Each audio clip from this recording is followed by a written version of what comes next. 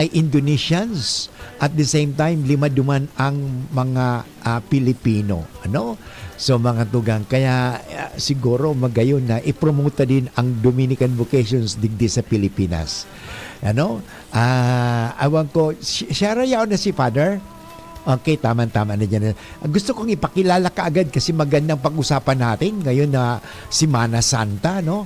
Liturgy, meron pang alam siya sa liturgy po, ano? Walang iba kundi si Father Carlo Ray Canto OP. Sa ating, yan, tingnan mo, gwapong-gwapo. Thank you, Father, for, bakit mo, nagbababa yung aking, ano, muy bigat ba ako? Anyway, nandiyan po si Father Caloy. Okay? Pabatiin natin si Father Caloy. Good afternoon, Father Caloy. Yan. Hello, good afternoon po. Marahay na hapon po sa inyong lahat. Yes. Ako po si Father Carlo Ray Canto, you may call me Father Caloy po. Yes, si Father Caloy. Si Father Caloy po, nasaan ngayon? Ako po ay nandito sa tinatawag naming Provincial Lake, Bahay Dominico. Ito po ay dito sa Quezon City. Kung alam niyo po yung Santo Domingo Church, nandito po ako sa compound ng Santo Domingo Church area. Yes. Alam mo, Father Caloy, napapakinggan tayo hindi lang sa Legazpi o sa Albay, dito sa Bicol, napapakinggan tayo. At napapakinggan din tayo sa buong mundo via Facebook Live ng DCGB News Online. Ano? Kaya yung mga kaibigan mo, kaibigan natin dyan, mga kabaro natin, mga Dominicans, ay pwede rin makapanood sa ating gigagawing sa araw na ito. Ang pagtatalakay ng Semana Santa. Ayan. Father Caloy, diretsuin natin kaagad, ano? Wala nang mga paligoy-ligoy pa. Diretso na kaagad, ano? Kasi siyempre, ang oras ay napakahalaga, ano? So, ngayong araw na ito, March 25, Father, usually, sineselebrate natin ang Annunciation. Ano? Annunciation. So, kaninong kapistahan pala ito, Father Caloy? Annunciation. Opo. Bali, ang kapistahan ng Feast of the Annunciation po ay patungkol po ito sa pagpapakita at pagpapahayag ni Arkanghel Gabriel kay mahal na Birheng Maria na siya ay magkakaroon ng anak at dadalhin niya ang anak ng Diyos.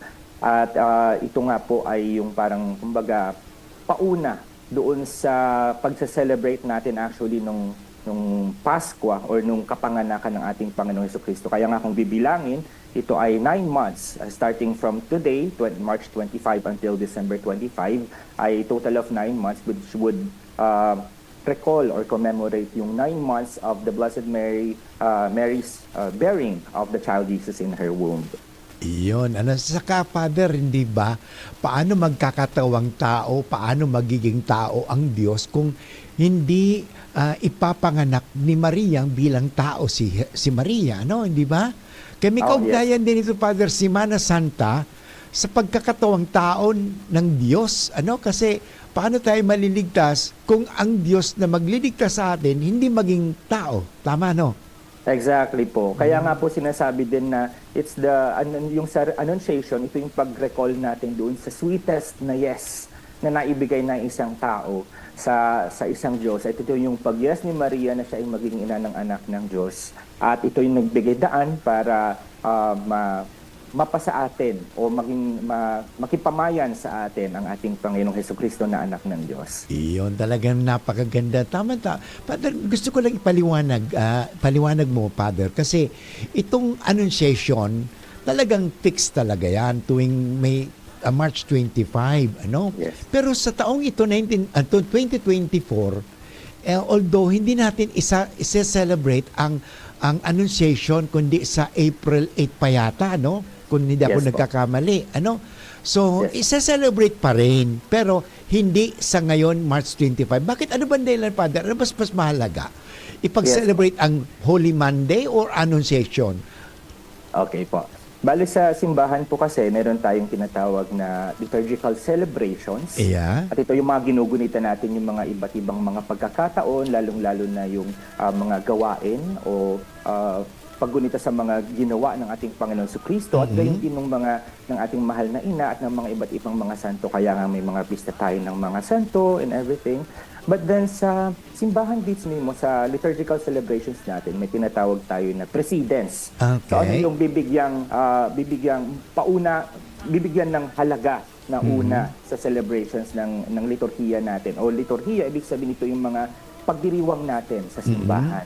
At sa precedence ng mga liturgical celebrations natin sa simbahan, ay sinasabi na mas bibigyan natin ng halaga yung Holy Week, which is yung nagsimula nung kahapon until the Easter Sunday, at gayon din yung succeeding week, which is actually tinatawag na Easter Octave. Ang Easter Octave naman po, ito yung mga sunod-sunod na tinatawag na solemnity, yung mataas na klase ng pagdiriwang patungkol sa muling pagkabuhay ng ating Panginoong Hesukristo. Kaya nga po, with that kind of precedence ng liturgical celebrations, ay bibigyan muna natin ng ang halaga na mauna. Yes. Hindi ibig sabihin na tinatanggal natin yung kahalagahan ng celebration, pero bibigyan natin ng pauna. Priority. Yes, priority. Yes, Yes, oo. na priority yung Holy Week, which actually recalls the passion and death and resurrection of our Lord Jesus Christ. And same is true with the Easter Octave, kaya nga medyo matagal yung delay, kumbaga, delay. Yes. yung April 8, April 8 pa ang annunciation. Yes. Yes. No. So Father, sinasabi mo pala na pagdating sa kapiyastahan ni Jesus or ng Diyos, mas matimbang iyan kesa sa kapiyastahan ni Mama Mary o ng anumang santo. Tama yun, Father? Exactly po. Kasi nga po kung titignan natin, ang lahat ng mga pagbunita natin o pagbibigay halaga natin sa mahal na ina at sa mga santo ay nakabatay ito doon sa pananampalataya o patungkol din sa pinakabuhay ng ating Panginoong Hesukristo. Iyon, talagang dapat nakapokus tayo ngayon sa ating Panginoong Jesucristo. Kaya ngayon na Lunes Santo, i-focus natin, ngayon Semana Santa, ay i-focus natin talaga ang ating sarili kay Kristo na nagkatawang tao, dala ni Maria. Yes. Father? Oh. Yes po. Yun. Pagkatapos, yun talaga. Father, gusto ko rin paliwanag mo, bakit alimbawa, ito bang Holy Week? Kasi last year, ang Holy Week nagsimula yata April 1. So, ito bang celebration ng Holy Week, may fixed date ba ito o ano bang sinusunod na calendar nito sa kasi nagbabago-bago ngayon last week of March, baka next year hindi ko alam, baka ano naman yan, April na naman yan o gano, ano ba ang bakit paano ba ito ginagawa ang kalendaryo ng Holy Week? Yes po. Bali yung kalendaryo ng Holy Week, syempre ito ay ang pinaka fulcrum nito, yung pinaka centro nito ay yung muling pagkabuhay ng ating Panginoong Hesukristo. At ating alalahanin na ang muling pagkabuhay ng ating Panginoong Hesukristo ay nangyari noong unang araw ng linggo, which is linggo nga, okay? Yes. And then first day of the week rather, para mas makita natin. And then yung Easter or yung Sunday na ito, it's actually after the first full moon. Okay? Full moon. Following, yes, Yun. full moon. Pero meron pa pong meron pang consideration. The first full moon after the vernal equinox na tinatawag. Itong vernal equinox ay ito yung pagka tinitingnan natin, di ba kung minsan yung araw tsaka yung gabi, medyo magkaiba yung time. No? Pero itong vernal equinox na ito, it's the day or the time when yung almost equal yung oras or yung length ng araw at ng gabi. Wow. And actually, this would also recall yung start ng springtime doon sa Northern Hemisphere. So, ibig sabihin, this will also recall yung, di ba, pagka-spring, ibig sabihin, may pagkakaroon Sisibol. Ayan, nagsisibol na. Magsisibol na. Buhay, after winter. So, yes, kaya yun po yung naging basis, which actually ay sinabi na definitively noong sa tinatawag na Council of Nicaea noong 325 AD. So matagal na po ito. Pero before that one, actually, medyo may pagkakaiba in terms of kailan exactly yung pag-celebrate ng mahal na araw or Holy Week or just say yung Easter Sunday na pagbunita doon sa muling pagkabuhay ng ating Panginoong Hesukristo. So Father, sinasabi mo talaga na pagsa-celebrate natin ng Semana Santa ay talagang hindi basta ito kung ano-ano, kundi nilalagay ito sa tamang panahon. Tama ba yon? Yes. Sa Opo, tamang panahon. Ano? at- Kasi opo. sinabi mo na equal, ano? Yon. Opo, yung vernal equinox na tinatawag, yung actually yung vernal, which actually would point to yung tinatawag na springtime, whereas yung equinox ay ibig sabihin nito ay equal. Equal. So ibig sabihin dito yung sinasabi na yung almost the same yung period or yung time Ng or length araw of time sa kanang ng gabi. araw at ng gabi. Opo. Wow, talaga. So mga katuwid talagang magaling mag-timing ang Diyos. Ano? Perfect timing. Dapat susundin natin ang timing ng Diyos, hindi ang timing ng tao. Kaya ang tao dapat sumunod sa plano o design ng Diyos. Tama yan, Father? Exactly po. Kaya nga din po, even sa outside ng Semana Santa, yung lahat ng mga pinagdiriwang natin sa simbahan ay nakabatay doon sa panahon or yung buhay ng ating Panginoong Hesukristo. Iyon. Kaya talagang makikita, sabi mo kanina, March 25, pagkatapos may kaugnayan yan sa December 25. Kasi Yes. nga 9 months, Yes. So yung kapanganakan ni Kristo, yung unang sabi nga Pasko ng pagsilang, Kasi mayroon naman narinig tayo, Father, na Paskong pagkabuhay, di ba? So ano bang sinasabi? Dalawang Pasko, Father. Ano bang ibig sabihin pala ng Pasko? Paskwa? Ano yung Paskwa? Kasi sa Tagalog, Pasko yan. Father, taga saan ka pala, Father? I'm from Ilocos Sur po, sa bandang norte. Sa Ilocano. Oo. Sa Ilocano, ganun din, Paskwa din, di ba? Paskwa din po. Paskwa. So, dito rin sa Bicol, Father, ganun din, Paskwa. Kasi yung Paskwa, kung sa atin, Pasko. Pag Pasko, dumarating, pag Pasko, Father, ano ba ang nasa isip mo tuwing Pasko? Well, siyempre, unang dumarating sa isip ko, pag Pasko, ito yung kapanganakan ng ating Panginoong Hesukristo. Okay. May mga gifts, may mga parol, maganda yung atmosphere, masaya, things like those. Opo. Pasko, kasi may dalawa kasi narinig ko rin eh. Pasko ng pagsilang, saka Pasko ng pagkabuhay. Oh, yun. So, sa akin kasi, parang pag Pasko, dapat magsaya tayo. Di ba? Yes.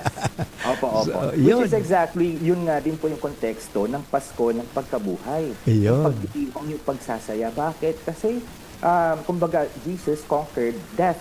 Yun. His crucifixion and later on, resurrection.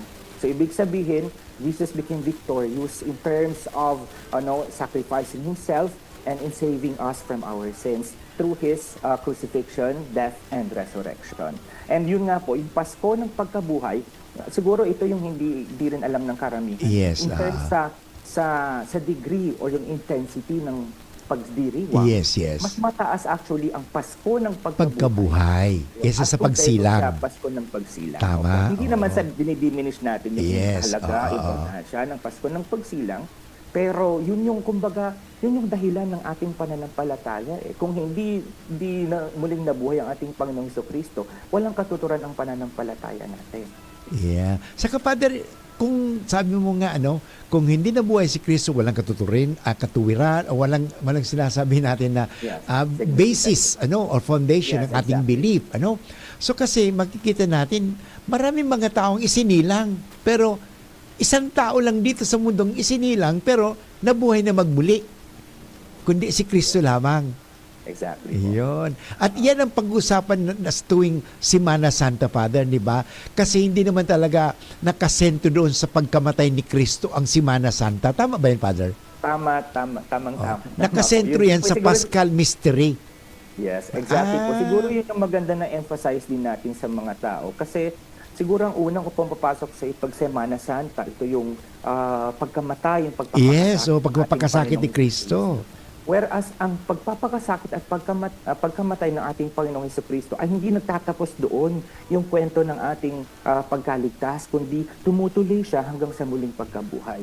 So, bawat pagpapakasakit, bawat kamatayan ay patungo doon sa muling pagkabuhay. Which actually, yun yung nagbibigay sa atin ng pag-asa at ng pananampalataya sa ating Panginoon.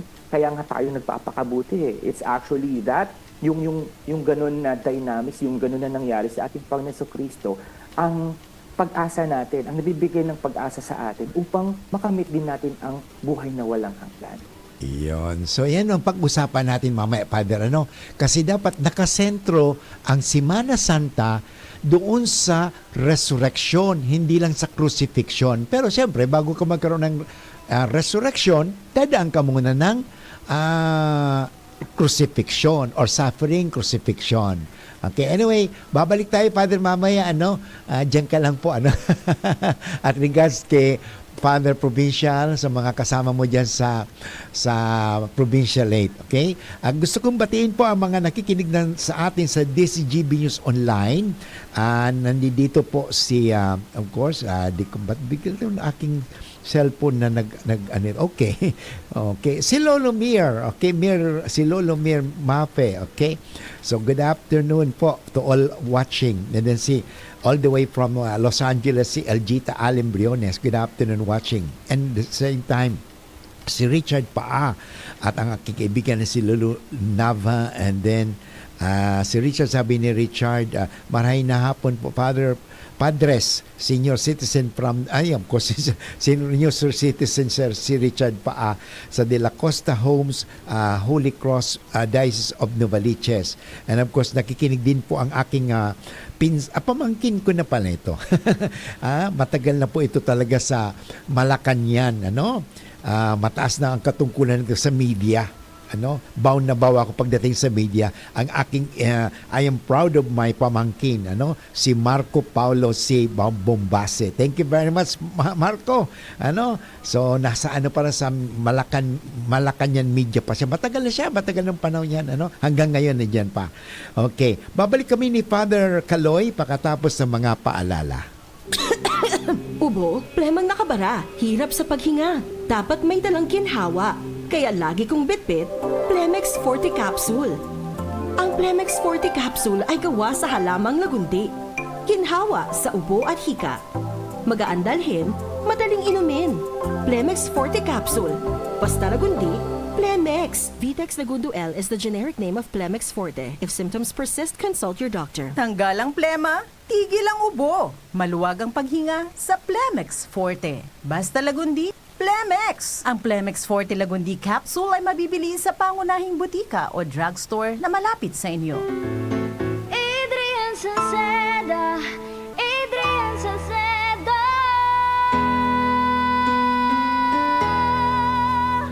Padagos ang pagtabang niya sa sato padabata. Yan sa tong alkalde sa banwaan Pulangi. Taon-taon kadako lang mga naginibuhan niya. Idolo padabata si Adrian Salceda. Tunay na aki kang tercer distrito. Nonoy kap Adrian sa tuyang idolo. Adrian Salceda, padabat siya kan masa. Alcalde kan Pulangi, mayor nonoy kap ikana. Adrian Salceda, pag-asenso na matita. Banuan kan Pulangi, kay mayor nonoy kap. Nanalo ako ng Hilux! Ako, Honda PCX! Cellphone! 5-10 piso! Daming ko premyo! Lamang ang panalo! Mga kabarangay, si Heaven Peralejo to. Lamang ang panalo, Ginebra Ensenado 2024. Mas pinalaki ang prizes kesa last year. Bumili ng Ginebra San Miguel o GSM Blue. Tignan ang ilalim ng cup o selyo, magka-chance manalo at i-redeem sa redemption store. Lamang ang panalo! Sali na! Terms and conditions apply. See posters for more details. Promo runs from March 16 to June 30, 2024. For DOH at PSFR permit number 0221 series of 2024. Drink responsibly. Tino, kunin mo nga yung salamin ko sa estante. Wala naman na. Gamitin mo kasi mata mo. Mahirap pag nagkakaedad na. Makatutulong ang lutein na nagbibigay ng proteksyon sa retina ng mata. Lutein na nasa Optin. Sa araw-araw na pag-inom ng Optin Lutein Capsule, may karagdagang nutrisyon. Sabayan pa ng tamang pagkain at exercise, malinaw ang pakinabang. Nakita mo na. Ang alin! Naku po, malilimutin pa. Optin, kitang-kita ang kalusugan. Ang Optin ay mabibili sa inyong suking drugstore. Mahalagang paalala, ang Optin ay hindi gamot at hindi dapat gamitin panggamot sa anumang uri ng sakit. Okay mga tugang, balik kami ni Father Caloy OP. Nakasama natin ngayon na tinatalakay ang napakahalagang mga araw ng Panginoong Jesucristo. Kaya ngayon ating pinagdiriwang ang Semana Santa, the last days of Jesus on earth. Okay? So sabi nga na ni Father Caloy, talagang dapat i-focus natin ang ating Semana Santa kay Kristo, sa muling pagkabuhay. Okay? So Father, yun nga, paano pa natin maipopokus ang ating sarili kay Kristo sa Semana Santa? Ano bang magandang mga gawain, yung mga gagawin ngayon kasi nakapokus, meron yan mga way of the cross. Ano pa ang mga magandang para maipokus natin, talagang nakasentro, hindi tayo pupunta sa mga beach or sa ibang kundi nakapokus kay Kristo, Father. Opo. Siguro yung una muna nating balikan po kung ano exactly yung nire-recommend o sinasuggest ng simbahan patungkol sa mga kung ano yung preparation o yung mga dapat natin na gawin, hindi lang ng Semana Santa kundi ng Lent. Ito yung pagdarasal, which is actually connecting ourselves with God once again. At ito rin yung fasting, which is more of our relationship with ourselves, yung pagdisiplina at mga sakripisyo na gagawin natin para sa ating mga sarili. At the same time, yung almsgiving, which is not just giving yung pagbibigay ng tawag dito, ng pera or something, pagtulong sa kapwa, pero it's more of our relationship with other people. So yun yung nakabase, kumbaga, kung ano yung maaring mga ibang mga panata or mga devotions na maaari pa nating i-include in terms of our preparation or sa Semana Santa or sa pagpapakasakit ng ating Panginoong Jesucristo, but also to help us to dispose ourselves to these sacred mysteries na tinatawag natin sa pagdiriwang natin ng Semana Santa. Semana Santa. So, in other words, yung paigtingin, sabi nga, paigtingin sa Tagalog, or in English, to deepen more, parang palalimin natin ang panalangin, pagdarasal. Yes, intensify. Intensify yung pagdarasal. Kaya kung halimbawa dati hindi ka nagdarasal, siguro ngayon na Semana Santa, magandang practice ito kasi meron pang naiiwan na ilang araw sa 40 days of Lent, yung pagdarasal siguro kailangan natin bigyan ng halaga yung pagdarasal kasi sa panahong ito, di ba Father, busy ang mga tao trabaho ng trabaho, pagdating sa dasal, pagod na ako, wala na akong time magdasal Yun na din po yung parang observations ko kapag kahit na sa mga confession, hindi ko naman sasabihin. Yes, Father. You can tell the sin but not the sinner. Okay. Yes. O kumbaga, yun yung laging, especially ka sa pag-attend ng Sunday Mass. Yes. Yung lagi dahil sa work, pagod na ako pagkatapos ng trabaho ko. But this time, siguro, yun nga. Kasi pagka gusto, maraming paraan. Iyon. Saka sabi, Father, sa Bible, hindi ba? Seek first the kingdom of God and everything will be added unto you. Iyon. Opo, exactly. Kasi minsan, unahin kasi natin yung mga bagay. Totoo, wala naman pong masama na magtrabaho ka. Nakakatulong po yan sa hanap buhay. Pero alam mo, minsan na nangyayari ay pagod na So pagod na ako. Pagdating sa Diyos, pagod na. Pagdating sa mga bagay na mga dito sa mundo o mga bagay-bagay na sa mga tao, ay mayroon tayong panahon palagi dyan. Pero pagdating sa Diyos, pagod na. Ayun. Nakakapagod ba, Father? Nakakapagod ba talaga ang paglapit sa Diyos sa palagay mo? Well, depende rin sa tao kung paano niya interpret yung paglapit sa Diyos siguro yung pagod na physical, nakaka-apekto din talaga sa konsepto o yung perspective ng tao. Kaya nga even yung sa paglapit sa Diyos, parang pakiramdam din na nakakapagod. O siguro yung isa sa mga kailangan na i-realize natin na ang Diyos actually hindi napapagod sa atin. Kaya nga may mga sakramento tayo nung pagkukumpisal. Kasi nire-recognize na alam ng Diyos na may mga kahinaan tayo. Yes. Kaya nga nagbibigay din siya ng daan sa pamamagitan ng mga iba't ibang sakramento ng ating simbahan para muli ay mabigyan tayo ng grasya, para mapalapit tayo muli sa Kanya. Father, napakaganda yung sinabi mong hindi napapagod ang Diyos. Kasi naalala ko yung sinabi ni Pope Francis, God is never tired of forgiving. And only we who are tired of asking forgiveness from God, kasi Lord, paulit-ulit na tayo. Ayaw ko na magkumpisal, paulit-ulit lang naman eh. Ayaw ko na, Lord. So nadi-discourage tayo.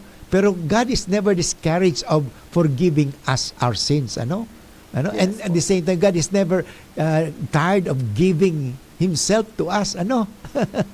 Yes po.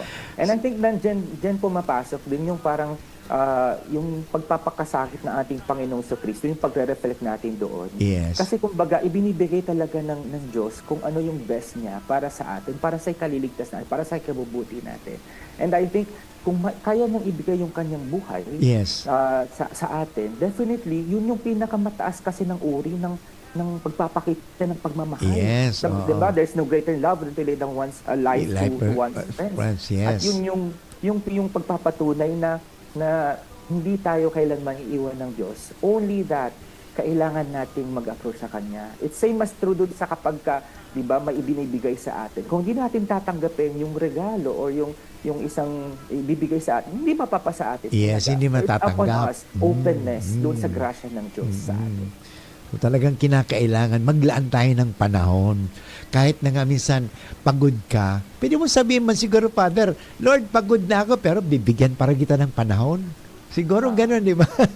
Opo. Lord, And at the pagod same na time, ako. siguro, ang bigla ko pong naalala si Saint Teresa of the Yes, Chaldean. yes. Kasi sa kanya kasi, kahit yung mga little things is actually parang inaalay niya sa Diyos eh. Kaya nga even sa, kunwari, nagdarasal sa kapilya nila, ay nakakatulog siya, but she clear sa kanya ng lahat ng mga bagay na ginagawa niya, malaki man o maliit, ay inaalay niya sa Diyos. So siguro yun din isa sa paraan ng ating pagdarasal. Siguro yung pagdarasal kasi sa ating konteksto natin, yung pupunta ka ng simbahan. Although syempre, Yes. ito po yun. Yung magdarasal ka, tataimtim, yung magro-rosaryo ka, but actually, pagdarasal is actually the whole aspects of our life. Even Yes, our very work could also be prayer na pwede When you offer it to God. Yes, exactly po. Pag sinasabi, Father, na when God is always with you, everything in you is a prayer. Yes Parang, po, yes. kasi kahit sabi mo nga, nagtatrabaho ka, pa inaalala mo, Lord, kasama kita sa trabahong ito.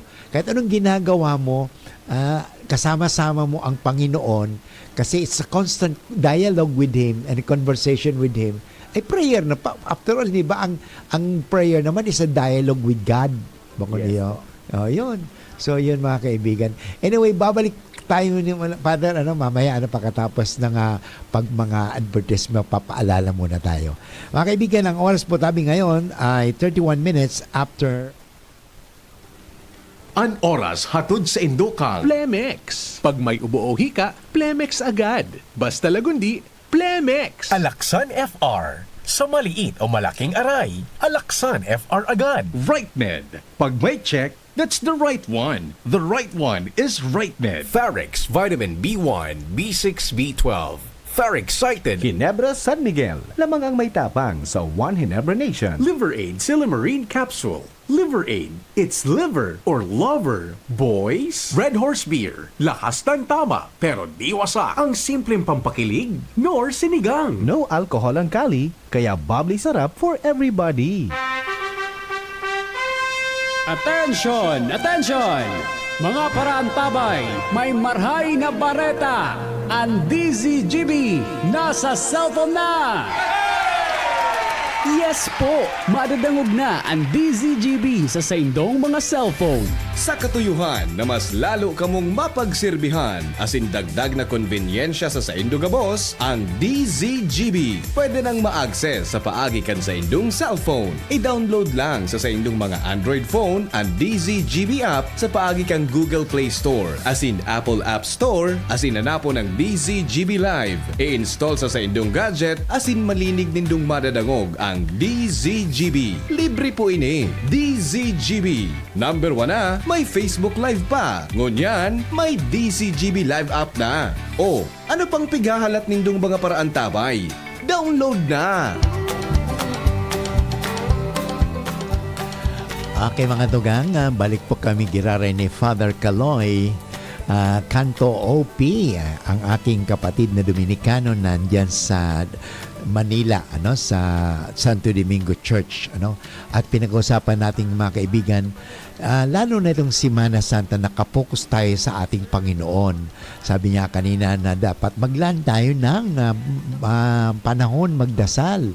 At sinabi mo, Father, kanina pala, nabanggit mo rin, na magandang gawin na sa panong ito ng Semana Santa ay mangumpisal. Yes. Mangumpisal. Kasi, ano ba ang nagagawa ng pangungumpisal, Father? Ano ba ang nagagawa ng pangungumpisal? Bakit ako mangungumpisal? Wala akong kasalanan, Father? Opo. Bali, ang sakramento po ng kumpisal ay pamamaraan po ng Diyos para maipakita yung pagpapatawad niya sa atin. Aha. At malaman natin na yun nga tulad nung mga nabanggit sa gospel o mga sa ebanghelyo natin, gaano man kalaki o kalalim yung pagkakasala mo. Mm-hmm. As long as nandun yung pagkukusa o yung contrite na heart, na humingi ka ng tawad yung pagsisisi talaga. Pagsisisi. Yung pagsisisi. And at the same time, I think it's quite related as well doon sa preparation natin for Semana Santa. Yes, For example, yung even the days of the Holy Week as well ay merong parang importansya na inalaan sa mga iba't ibang aspeto ng ating pananampalataya. For example, yung Holy Monday. Yes. It recalls about the cleansing of the temple. Ito yung medyo nagalit ang ating Panginoon sa Kristo sapagkat medyo ginagawang parang business area yung kanyang templo. At yun nga, parang pinapaalala sa atin na ang templo ng Panginoon ay dapat pabanalin. Same is true sa ating mga sarili, which are, sabi ng St. Paul, our bodies are temples of the Holy Spirit. Kaya nga yun din yung paglilinis, kumbaga, nagagawa natin sa ating mga sarili, sa ating kaluluwa, para mas open tayo, mas disposed tayo doon sa grasya ng Diyos na matatanggap natin, lalong-lalo na sa ating paggunita ng pagpapakasakit at pagkamatay at muling pagkabuhay ng ating Panginoon sa Kristo. Father, tama-tama sinabi mo, Lunes Santo. Kasi kahapon may sermon ako, isang linggong pag-ibig, Lunes, nang tayo nagkilala. Bakit ginawa ko, yun, isang linggong pag-ibig. Pagkatapos, ang ginawa ko naman ngayon, sabi ko, ito ang, hindi naman isang linggong pag-ibig ito, ang dakilang pag-ibig ng Diyos. Nagsimula, Lunes Santo, Martes Santo. Sinabi ko rin yung, Padre, sinabi mo kanina, na paglilinis. Lunes Santo, nang si Kristo'y pumunta sa templo. yun ang linis. Father, yung paglilinis, napakaganda. Kasi yung paglilinis na yun, hindi lang physical na paglilinis doon sa templo, kundi doon sabi nga, bakit nagalit si Kristo, hindi ba? Nagalit si Kristo doon nang dumating sa templo dahil yung templo ay ginagawang parang palengke, commercial. Commercial place, kumbaga. Hindi na house of prayer. Yes. So binibigyan pala ni Kristo din doon na ang halaga, pag nagdarasal ka, ang pagdarasal pala, Padre, nakakapagpalinis. Opo. Kasi kasama yun, ang pagdarasal, I just wanna share po sure. may dalawang parang important actions, yung pagdarasal, or even yung liturgy na tinatawag, pagdiriwang natin, pagbulitan natin mga bagay-bagay patungkol sa buhay ng ating Panginoon sa Kristo. Dalawa yan, dalawang effect. Yes. Glorification of God, ibig sabihin yung pagpupuri natin sa ating Diyos. At the same time, sanctification of man, yung pagpapabanal ng sarili. So yung twofold na action ng prayer na nagagawa sa ating buhay. Okay. So, ang sabi mo sanctification, nagpapabanal, nagiging banal ako, pero meron din doon sa Diyos yung pagluluwalhati. Pagluluwalhati, yung kanta, we enthrone you. And alala yung kantang yan, Father. Si Father Caloy, by the way, magaling kumanta yan. Nung retreat, Father Caloy, nakita ko yung kanta ninyong dalawa ni Father, ni Father Jepoy. Lord, maganda yung, kasi sa prayer pala, talaga sila, we enthrone you. So yun talaga, actually, sabi nga, hindi naman kinakailangan ng Diyos yung mga mga ano natin, mga gawa natin. Yes, Pero opo. itong binibigay natin sa Diyos, sinusuklian na pinabalik sa atin ng Diyos parang tayo maging banal. Opo. Ayun. And at the same time siguro yung pag-glorify kasi o yung pagbibigay pugay natin sa ating Panginoon, it's more of yung pasasalamat. Ay, yes. Oh. Pasasalamat. Oo. Yung pagpupugay. Ano? Opo. Napakagaling sinabi mo, Father, talaga. Kasi, sabi nga, pag ikaw nagpapasalamat, masaya ka lagi niyan. Kaya mga Exactly taong hindi po. nagpapasalamat, hindi masaya. Iyon. So, isang magandang bagay pa rin sinabi mo ngayon, Father, talaga na ngayon na Lunes Santo, ay talagang tingnan natin na si Kristo at pumunta doon sa templo, lininis ang templo. So, ibig sabihin, maganda ito ang gawin natin parang malinisan tayo doon sa pagkukumpisal. Exactly. Magkumpisal. So, pwede na bang ma-advise mo sa mga tao? Kasi may mga tao na, ay, wala naman akong kasalanan. Hindi man ako pumatay. Hindi man ako nagnakaw. Wala naman akong kasalanan. Ba't ako magkukumpisal? Ano bang masasabi mo, Father, sa mga taong ganun? Well, the mere fact po kasi na parang hindi natin nakikita kung ano yung mga pagkakasala natin. It's something that para sa akin po, hindi naman ganun ka-disturbing. Pero yes. Dapat kilalanin din natin yung pagiging tao natin. Pagiging tao in the sense na meron tayo, hindi man yung pagkakasala kasi it's not much yung gano yung kalaki, yung nakapatay ka ng tao, Yes, tapos akala nagkakasala. Hindi Kung minsan, yung pag-isip pa lang natin, di ba, nag-isip tayo ng masama sa ibang Yes, sa tao. kapwa. It's already actually a form of sinning. Bakit kaya nagiging form of sinning yun? Kasi we are, lumalayo tayo dun sa kung ano yung plano ng Diyos Yun. na dapat natin na gawin o kung sino dapat tayo. Yun ay tayong mga anak ng Diyos at tayo dapat makiayon dun sa kung ano yung will ng ating Panginoon. Padre, napakaganda yung sinabi mong lumalayo sa Diyos. So sa makatuwid, pag ang tao nagkakasala, hindi siya lumalapit sa Diyos, kundi lumalayo siya sa Diyos. Tama? Sa Diyos. Opo. Kaya Yun. even now yung sa pagkukumpisal at even yung mga dapat na practices natin sa Semana Santa, Yes. it's something that should lead us towards God. Lumapit Hindi sa Diyos. Hindi yung paglapit sa Diyos, kumbaga we are disposing ourselves para mas mapalapit tayo kaya sa kung ano yung tawag dito, ano yung plano ng Diyos sa atin. Ano yung gusto niya na mangyari sa atin. And this actually yung reflection din nung sa Maundy Thursday na tinatawag. Even the term, di ba? Yes. Yung mandatus. Mandatus. Mandatus. Mandatum. Ito yung utos ng Diyos. Ano yun? Magmahalan kayo. Katulad ng pagmamahal ko sa iyo. Yung Holy Thursday and Father, Holy Thursday, yes po. Kaya yun po yung tawag, Maundy, Maundy, Thursday. Kasi dun yung paggunita din dun sa utos ng ating Panginoong Jesucristo sa atin, yung pagmamahal sa ating kapwa. Iyon. At, tama pa rin sinasabi mo. Kasi meron ako nakita rin na pag Wednesday ay Spy Wednesday. yes po. Pag Holy Thursday, Monday,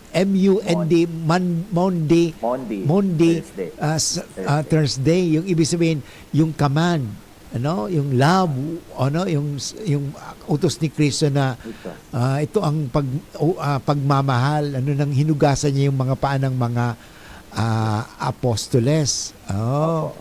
Yun. So yun pala.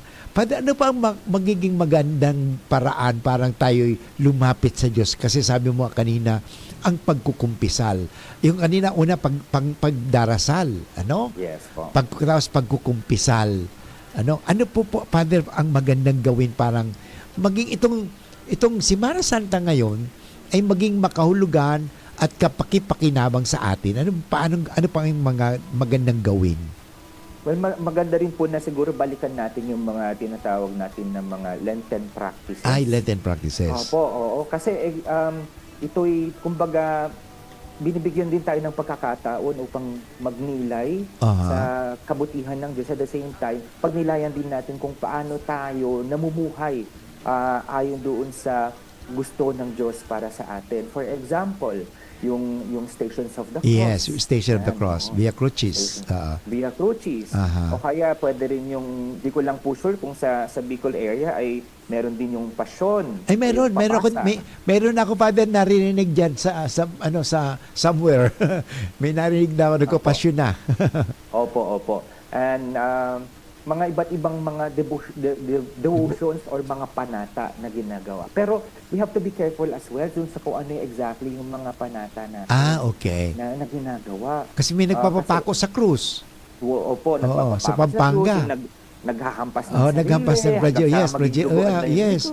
Hanggang Opo, hindi ko naman sinasabi na maling-mali yung ginagawa. Pero ang sa simbahan kasi, ang pinapaalala, yung pamamaraan ng sakripisyo ay hindi yung literal na pagsugat mo sa sarili, pagpapapako sa krus. Pero it's more yung dinidispose yung sarili mo para mas maging malapit ka sa Diyos. At the same time, para mas makita mo yung kabutihan ng Diyos sa buhay mo. Iyon. So, napakaganda yung sinabi mo, Father, na talagang ang mahalaga dito sa devotion ng mga Lenten practices, yung ating disposition. Parang And siguro maganda rin po na i-highlight natin yung motivation. Yung motivation. Opo, Kung bakit kasi mo ginagawa bakit natin, ito. Exactly po. Bakit natin ginagawa yung mga devotions na ito? Is it because ito yung paraan natin sa ating mga sarili upang ma-dispose tayo doon sa paggunita ng pagpapakasakit, pagkamatay muling pagkabuhay ng ating Jesus, or something else? Yung tinatawag na ulterior motive. Of course, hindi ko ma-judge yung ibang tao Yes, din of po. course, No? hindi natin Pero siguro, one of the considerations that we have to look into when we have our respective devotions or mga panata. For example, yung bisita iglesia. Yes, yan. Bisita iglesia. Yun po, opo. So, yun yung maganda na tignan natin para mas maiayon natin yung mga practices na ito dun sa kung ano yung dapat na kailangan natin na makita or ma-realize sa paggunita natin ng Semana Santa. Iyon. And then, Father, babalik tayo muli mamaya. Pag-usapan natin yung mga, sabi mga devotion tulad itong yung bisita iglesia. Kinakailangan ba talagang 7 o 14 simbahan ang dapat puntahan mo yan? Anyway, sa pagbabalik natin, Father, maipaliwanag natin yan. At the same time, kung bakit ito sa tuwing Semana Santa, merong, ito baga, Father, nakita ko ngayon yung mga larawan ay, tinatakpan na. Nakatakip. Ano ba yung mga sagisag niyan, Mama? Pagbalik natin, Father, So, mga kaibigan, ang oras po natin ngayon ay, bago pala ako magbigay ng oras, gusto kong batiin muna si Tomas Kadag, good afternoon, at si Amanda Marco, at ang aking pinsan, ay pamangkin ko na rin pala nito, si Florence Allen Bombase, at saka si pulis ito, si John Bombase. Okay. So, sa lahat na nakikinig at the same time, si Edwin Magalona na nakikinig din para sa atin. Anong oras po tabi ngayon ay, ano bang oras? 46 minutes after 1 o'clock. Camille Prats Yambaw po. Yan sila Nala at Nolan. Nagkakatuwaan. Mommy, wala na ko ubo. Good. And what did Mommy give you? Plemex for kids. Para sa ubo ng mga anak ko, Plemex for Kids. Gawa sa natural na halamang lagundi. Tinutunaw at pinalalabas ang plema. Ginhawa sa aming pamilya. Plemex for Kids. Pambatang lagundi, Plemex! Vitex Segundo L is the generic name of Plemex for kids. If symptoms persist, consult your doctor. Mommies, agapan agad ang ubo at plemang nakabara. Pambatang lagundi, Plemex! Hatod sa Indo kan Department of Social Welfare and Development Bicol asin sa pakikipagtabangan kan Radyo DCGB ang programang DSWD5. Ini ang programang mataunin paliwanag sa proyekto asin mandato kan DSWD. Mga impormasyon na dapat maaraman kan publiko mapadapit sa serbisyo na ipinagtatao kan DSWD bilang saro sa mga social service arm kan gobyerno. DSWD5. DSWD5. Maghahatod kan mga naginibuhan kan DSWD sa Kabikolan. Ini ang programang magiging tulay nindo para makinabang sa mga pinaghahatod na programa kan DSWD. Marina, magdangog asin magpartisipar sa programang DSWD 5. DSWD 5. Digdi sa DZGB. DSWD 5. Madadangog kada aldaw ng Martes, alas 10 hasta alas 11 ng aga. Digdi sa DZGB. Cali, Cali, pop up, bubbly Cali, pop up, Cali, Cali, pop up, Cali, para sa perky at mood, Cali, pop up, bubbly at sarap, Cali, pop up, sparkling apple, pineapple, uy meron ding light, may Cali sa malapit, babili ka na. Cali, Cali, pop up, bubbly Cali, pop up, feeling good, sarap. No alcohol ang Cali, kaya bubbly sarap for everybody. Okay mga tugang, balik po kami girari ni Father Caloy Canto OP sa pagtatalakay ng Semana Santa. Ano bang magagawa natin ngayon na Semana Santa? Ano? Tulad na sinabi nga ni Father Caloy, maglaan tayo ng panahon magdasal, magkumpisal, at ito mga devotion, mga traditional practices na tulad ng Way of the Cross, ano? At ito nga pagbisita iglesia. At gusto ko rin palang batiin si Amanda Marco watching from Thailand. Thank you very much, Amanda. At of course si Tomasa Kadag. Okay. So patuloy tayo sa pagdiriwang nitong Semana Santa, Lunes Santo po ngayon, ano? So Father Caloy, isinabi mo kanina, yung tungkol sa kailan ba ginagawa ang bisita iglesia? Kasi ngayon may nakikita na ako mga bases na nakalagay may karatulang bisita iglesia. Kailan ba talaga itong ginagawa, itong bisita iglesia? Yes po. Ang siguro yung maganda na tingnan yung bakit bumibisita sa mga simbahan. Yes. Ito usually kasi ginagawa yung gabi ng Holy Thursday or Maundy Thursday. Yung tinatawag na altar of repose. Yes. Kasi sa pagkatapos ng celebration of the Lord's Supper, yung lahat ng mga consecrated na mga host ay nilalagay sinatawag na altar of repose. Yes. At ito yung actually yung mga binibisita mga tao sa mga iba't ibang mga simbahan. Pero meron din yung mga iba na ang pagbisita is more of yung pagdarasal mismo. It's not necessarily yung pagbisita ng altar of repose. Pero yung pagdarasal, depende, pwede rin yung sa incorporate nila yung Stations of the Cross doon sa kanilang pagbisita doon sa mga iba't ibang simbahan. Although sa simbahan na wala naman kasing parang sinasabi dapat sa araw na ganito ka lang dapat magbisita ng mga simbahan. Yes. Kaya nga doon pumapasok siguro yung personal na aspeto ng mga devotions or ng mga panata. Okay. So yung pagbibisita talaga, Father, tulad na sinasabi natin na ilalapit ka rin sa simbahan. Sa simbahan, Iyon, na ilalapit tayo sa simbahan. Iyon.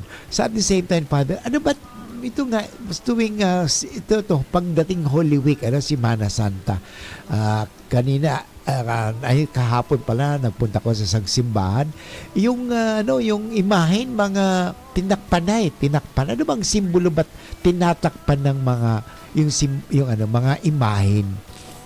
Yes po, ang pinaka reason po ng pagtakip ng mga imahen kapag Semana Santa is for us to direct our attention mismo sa Diyos. Kasi yung mga tinatakpan, yung mga images ng mga santo, ba't ibang mga religious images din. Kasi ang pinakasentro ng Semana Santa talaga, yung ating Panginoong Hesus. Kaya nga sa pamamagitan ng pagtakip, para magkaroon tayo ng, at least doon sa vision natin, ay sa sentro doon sa Panginoon sa Kristo. At the same time, yung pagninilay din natin ay nakatuon doon sa mismong buhay ng ating Panginoon. Yun, tama-tama pa sinabi mo, Father, talaga dapat ngayong Semana Santa, nakapokus lang tayo doon kay Kristo na siya ang tagapagligtas ng lahat ng tao. At the same time, yun nga, Father, sabi mo kanina na itong Semana Santa ay hindi po ito nagtatapos lamang doon sa pagkapako kay Kristo, kundi sa muling pagkabuhay. Kasi ito po ang nakikita, siguro nakikita mo na, obserban mo ni Father ito. Pag tuwing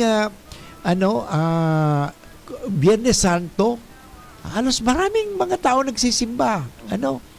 Pero pag itong maganda kasi dapat talaga yung vigil, yung Sabado de Gloria, yung bang although medyo mahaba-haba ito, yung vigil, na Easter Vigil. yung Easter Vigil.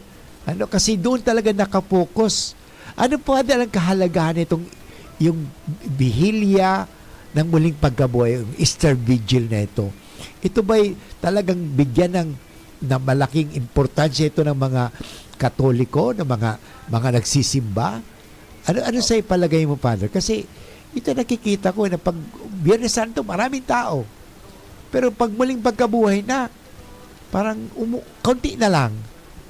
Opo. Siguro yung unahin ko yung first part na nabanggit Yes, Father. po, na madaming tao ay nag-a-attend kapag yung mga Biyernes Santo, yes, yung something that would pertain yung pagpapakasakit ng ating Panginoong Hesus Kristo. Siguro it has something to do as well with psychology of the Filipinos. Sa tayo kasi parang medyo mas attached kasi tayo o mas Sa kahirapan. tayo doon sa mga sufferings, things like those. Kaya nga siguro mas malaki yung involvement ng mga tao in terms sa mga liturgical practice and celebration ng simbahan sa Biyernes Santo. Whereas, pinapaalala sa ng simbahan din na yung Easter Vigil o linggo ng muling pagkabuhay, ito actually yung Paskwa ng mga Paskwa. Yes. So, ibig sabihin, di ba nabanggit natin kanina na in terms of intensity, mas mataas ito actually kaysa yung sa pag-celebrate natin ng Pasko ng pagsilang, yes. Opo, oo. Ang Pasko ng muling pagkabuhay ang naging dahilan ng ating pananampalataya. Ayun. Kaya nga, yun yung pinapaalala ng simbahan Bigyan halaga po natin yung pagdiriwang o pakikiisa natin sa mga pagdiriwang sa linggo ng muling pagkabuhay. Pati yung sa Easter Vigil na tinadabihilya ng muling pagkabuhay ng ating Panginoon sa Kristo. So yun siguro yung maganda na ipaalala din natin sa ating mga mananampalataya, yung kahalagahan ng selebrasyon o pagdiriwang na yon ng ating simbahan.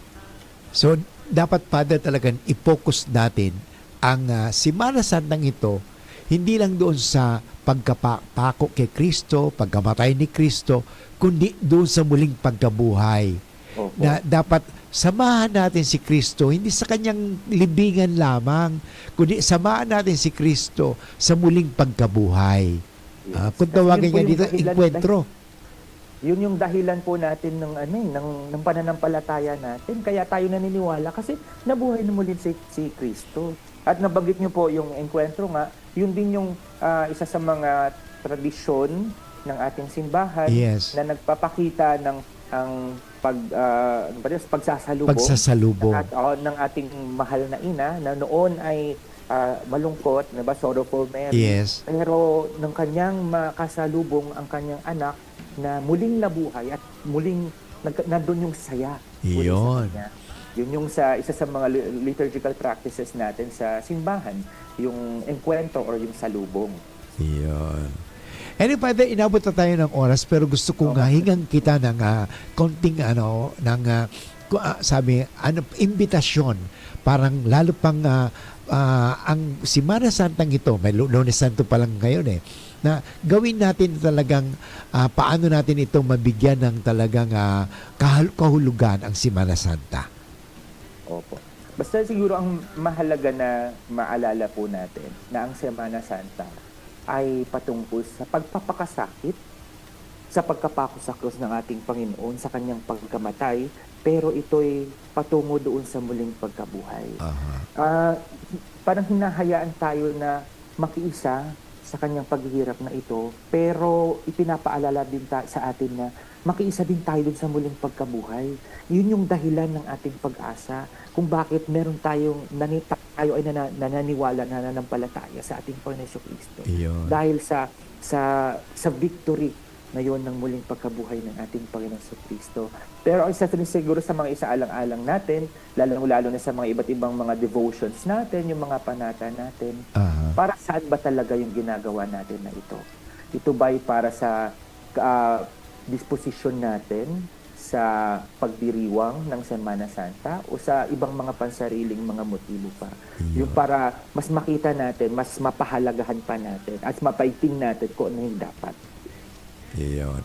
So maraming salamat Father Caloy sa pagpaunlak mo sa amin, ano? Kami mga taga Bicol at kami nandito sa DCGB nagpapasalamat sa pagbigay mo ng oras, ano? Sa susunod Father Caloy, ano, magkwentuhan ulit tayo, ano? Sa Sure po. marami pang mga bagay na maari natin mapulutan ng aral, ano? So, advance happy Easter Father. Yes. Thank you very much. Okay, regards sa ating mga Sige po. kapatid diyan sa Sige sa po. sa provincialate. Okay, thank you. Marahay na hapon. Okay, yan po mga kaibigan, si Father Carlo Ray Canto OP. Siya po ang promoter of Dominican Vocations dito sa Pilipinas. Okay? Sana po itong Semana Santa gawin po natin na makamakahulugan ito sa pamagitan ng pakikiugnayan natin sa Diyos, sa kapwa at sa ating mga sarili. Ito po muli si Father Boots Bubase. Nagpapasalamat po ako kay June Napoles sa ating technical. At of course, nandiyan si Jerome Nico Martinez sa IT. And of course, sa production si Shara Leron. Thank you very much. God bless everyone. Abangan na po ang susunod na programang Usapan Pamilya.